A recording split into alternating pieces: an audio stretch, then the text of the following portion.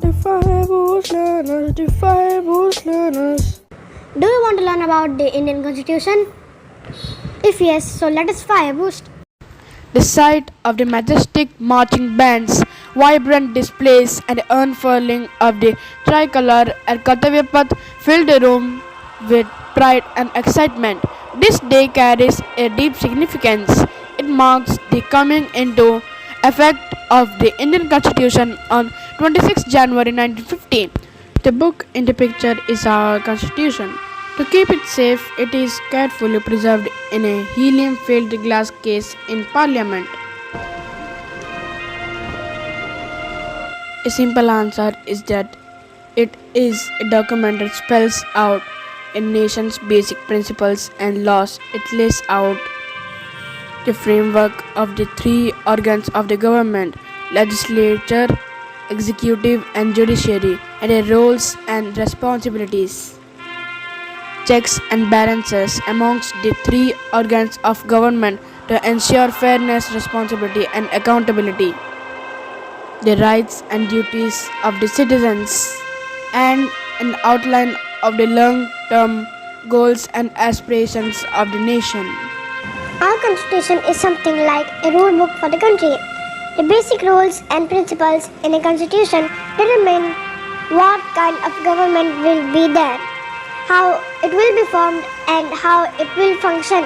This includes many principles such as how the legislature, executive, and judiciary are formed and how they work. A constitution describes, for example, how laws are to be made and implemented, who elects the executive, how the judiciary is made, and what rights and duties individual citizens have. Many constitutions, including the Indian Constitution, also state the values and ideals the country is committed to. For instance, equality and justice for all, fraternity, pluralism, and freedom. In fact, it is these values and ideals that usually form the basis for the laws and principles in a constitution. Some of the important things that most constitutions contain are values and ideals of a society, political system, rights and duties of citizens, structure and formation of the government, functions of different parts of the government, guiding principles for government. While India was struggling for independence from British rule, it was necessary to start planning for how we would govern ourselves. There were many important questions to be answered in a large, culturally diverse and complex country like India. What type of government should we have? What rules and principles should guide us? Who should have the right to vote? How should we decide on disputes?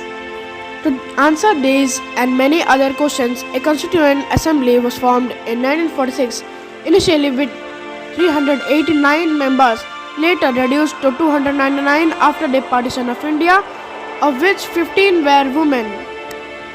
These members represented India's diverse regions, professions, and social groups.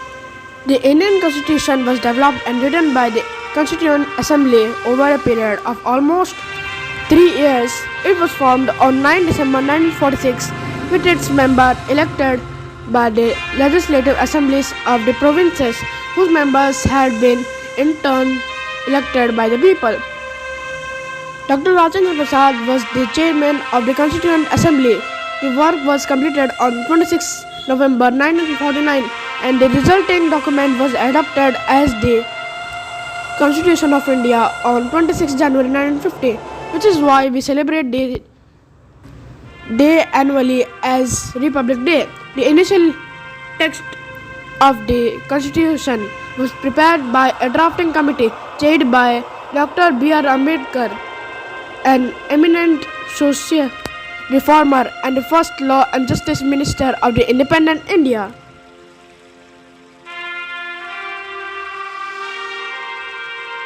While the Constitution was developed by the Constituent Assembly, it had many influences. The experience, ideas, and ideals of the Indian freedom movement were a significant influence.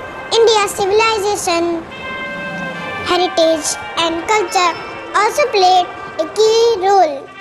Useful learnings from constitutions of other countries were also considered.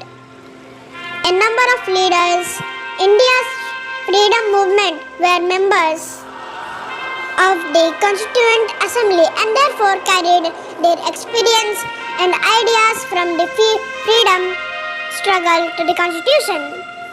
Some fundamental principles are embedded in our culture: acceptance of the idea that people could have different points of view, nature as sacred, the pursuit of learning and knowledge, respect for everyone, the concepts of Vasudhaiva Kutumbakam, the world is one family, and Sarve Bhavantu Sukhinaha, an invocation for the well-being of all creatures. All these principles find a place in our constitution. In addition, in the Indian tradition of no bhadra kratavu yantu vishwataha, let noble thoughts come to me from every side. The constitution makers studied the constitutions of France, USA, UK, Ireland, Australia and other countries that have a democratic system. For example, the ideals of liberty, equality, fraternity were adopted from France's constitution. The idea of directive principles of state policy was inspired by the Irish constitution, and the American constitution helped shape the concept of an independent judiciary. The Constitution's core values are the guiding principles for policies and decision making, which the government is expected to follow. Citizens are also expected to practice them to the best of their ability. These guiding values are present across the Constitution, but their essence is written in the preamble.